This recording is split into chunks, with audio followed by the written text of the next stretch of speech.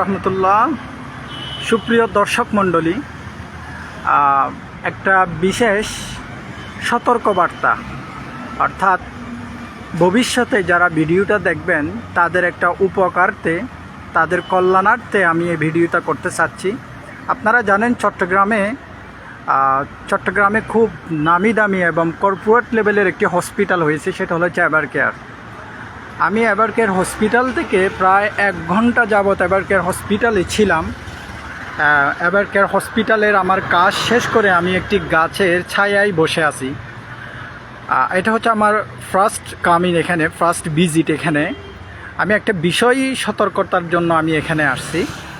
প্রথমে এভারকেয়ার হসপিটালের আমি সামান্য একটু ব্যাকগ্রাউন্ড বলি। এভারকেয়ার হসপিটালটা ছিল অ্যাপোলো হসপিটাল নামে একটা ঢাকায়, অ্যাপোলো হসপিটাল বিখ্যাত।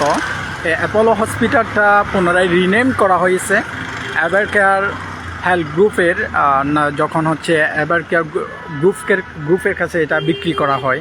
আমি জাস্ট বলতে চাচ্ছি, এই হসপিটালে আমি এসেছি একটা bone marrow DMR monitoring all এই টাইপের হচ্ছে একটা টেস্টের জন্য। আসলে আমি এই হসপিটালে এসে যে বিষয়টা আমি খেয়াল করলাম, এখানে হচ্ছে রুগীর পরিমাণ খুবই কম, কিন্তু তাদের যে নিয়ম কানুন, তাদের যে হচ্ছে একটা সিস্টেম, এই সিস্টেমটা ভোগান্তি তৈরি করছে। কেমনটা আমি বলি, এখানে আপনি 10 থেকে 15 মিনিট দাঁড়িয়ে আপনি রেজিস্ট্রেশন করা ব্যতীত আপনাকে কোনো ধরনের সেবা তারা দিবে না। আমি আবার ক্লিয়ার করতেছি, এই হসপিটালে আপনি 10 থেকে যারা পড়ালেখা জানে বা লেখালেখি জানে, কিছুটা ফর্ম ফিল আপ করতে জানে, নিজের নামটা বলতে পারবে, এনআইডি নাম্বারটা দ্রুত বলতে পারবে, তারা কেবল এখানে 10 থেকে 15 মিনিটের মধ্যে ফর্মটা ফিল আপ করতে পারবে অনলাইনে। আর যারা পারে না, এই কাজটা করতে পারবে না, আমি এখানে খেয়াল করেছি তারা ঘন্টা ব্যাপী এখানে এই সংগ্রামটা, চ্যালেঞ্জটা করে যায় যে ফর্মটা ফিল আপ করা ব্যতীত সে এখানে ট্রিটমেন্ট পাবে না। সেটা যেটাই হোক, আপনি টেস্টের জন্য আসেন অথবা আপনি অন্য কোনো ডাক্তারের ভিজিটে আসছেন, অ্যাপয়েন্টমেন্ট নিয়ে আসছেন, কিন্তু আপনি কোনো ধরনের সার্ভিস আপনি এখানে পাবেন না যদি রেজিস্ট্রেশন না করেন।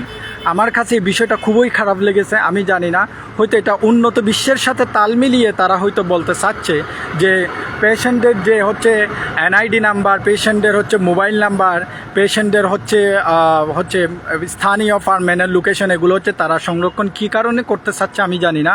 হয়তো উন্নত বিশ্বের সাথে এইভাবে একটা কার্ড তারা বানিয়ে দেয়, সাথে একটা পেশেন্টের একটা কার্ড বানিয়ে দিয়ে, কার্ড দিয়ে হচ্ছে পরবর্তী চিকিৎসার জন্য। আমি জাস্ট বলতে চাচ্ছি, এই যে স্টাইলগুলো, এই যে পদ্ধতিগুলো, এগুলো হচ্ছে এক্সপোর্ট করা হয়েছে ওয়েস্টার্ন থেকে, অর্থাৎ বাহিরের দেশের সাথে তাল মিলানোর জন্য। কিন্তু আমাদের এই বিষয়টাও একটু খেয়াল রাখতে হবে। আমরা যারা এখানে ট্রিটমেন্টের জন্য আসি, অর্থাৎ এটার যে লোকেশন, এখন এই কোন জায়গায় লোকেটেড, এখানে মানুষগুলো যে ভোগান্তি পোহাবে, তাদের জন্য কোন স্টাইলগুলো, কোন স্ট্র্যাটেজি হচ্ছে অ্যাপ্লাই করাটা ইজি হবে, তাদের ট্রিটমেন্টের অ্যাক্সেসটা ইজি হবে, এবং তাদের যে হচ্ছে এই নিয়ম কানুনের বেড়া জালে তারা যে কষ্ট পাবে না, এটা কিন্তু এনশিওর করার জন্য আমরা চাইলে নিজেরাই কিছু নিয়ম কানুন করতে পারি। আমাদের সেই গতানুগতিক পুরনো নিয়মের যে বিষয়টা করা হয় আর কি, যে এই যে এখন তারা যেটা করতে চাচ্ছে, কাগজে কলমে নিজের নাম ঠিকানা লিখে, তারা নিজেদের নাম ঠিকানা লিখে দিতে হয় রুগীর স্বজনদের থেকে। লিখার পরে সেটাকে আবার কম্পিউটারে তারা টাইপ করার পরে তারপরে সেটা ছবি নেয়, এবং ছবি নেওয়ার পরে তারা যখন এটা ক্লিয়ার করার পরে আপনার হচ্ছে টেস্টের বিলটা অথবা ডক্টরের ভিজিটটা অথবা কোনো অ্যাপয়েন্টমেন্টের সিরিয়ালটা আপনি নিতে পারবেন। এর আগে কখনোই নেওয়া যাবে না। তো রুগী কম, তার মধ্যে আরেকটা যে বিষয়টা, তারা সিরিয়াল ধরানোর জন্য মানুষকে এই নিয়ম সেই নিয়ম, মোটামুটি মানে একটা আতঙ্কের মধ্যে 10টা রুগী, কিন্তু তাদের যে নিয়ম এবং ফ্লাইয়ের যে তেজটা, স্পিডটা, মনে হচ্ছে কোথাও একটা মানে বেশ কিছু হয়ে যাচ্ছে।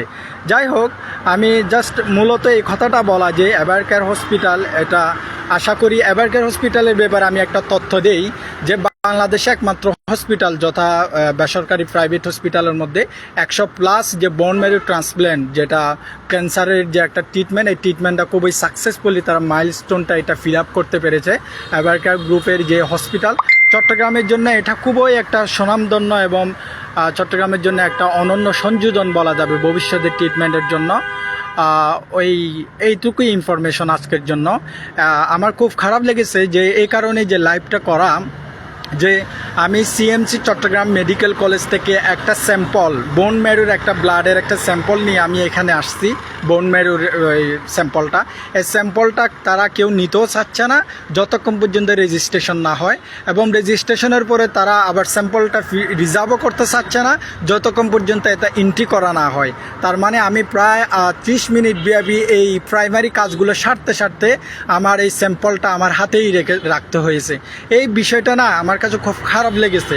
আমার কাছে আধুনিকতা, এই নিয়মের স্ট্র্যাটেজির উদ্দেশ্যটা কি হতে পারে? আমার ভোগান্তি যাতে না থাকা। আমাদের যেমন আমাকে কোথাও দাঁড়াতে দিচ্ছে না, আমাকে বসতেই হবে। আমি চাচ্ছিলাম যে কাজটা সিস্টেম মতো হোক, তবে যেন আমি একটু দাঁড়িয়ে কাজটা শেষ করে দিই, যে বসা অবস্থা দাঁড়ানো যাবে না, ওইদিকে যাবে না, কিন্তু রুগী আছে মাত্র 10টা। যাই হোক, সেই বিষয়টা না হয় আমি ছেড়ে দিলাম, কিন্তু রেজিস্ট্রেশনের যে ব্যাপারটা, এটার জন্য আপনারা যারা এখানে এভারকেয়ার হসপিটালের সামনে চিকিৎসার জন্য আসবেন, আপনারা যাতে ভবিষ্যতে এই যে রেজিস্ট্রেশনের ব্যাপারটা মাথায় নিয়ে আসেন, এবং রুগীর ছবি বা রুগী সশরীরে ফিজিক্যালি আসলে একটু লাভ হয়, আর রেজিস্ট্রেশনের সময়টা মাথায় রেখে আসবেন। ধন্যবাদ সবাইকে, ভালো থাকবেন। আসসালামু আলাইকুম।